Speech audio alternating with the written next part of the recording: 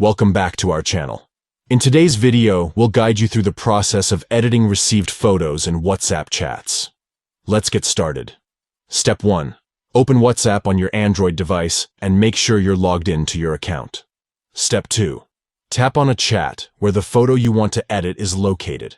Find the specific photo and click on it to view it in full screen. Step 3.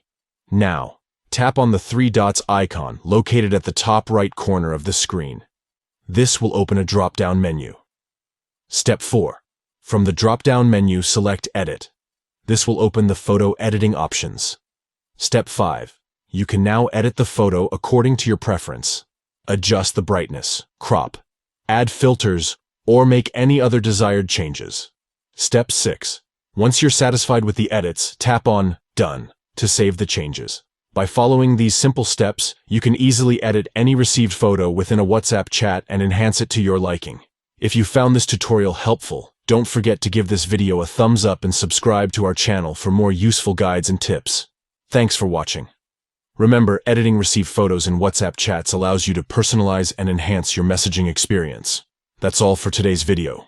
We hope you found this guide helpful. Until next time, happy editing.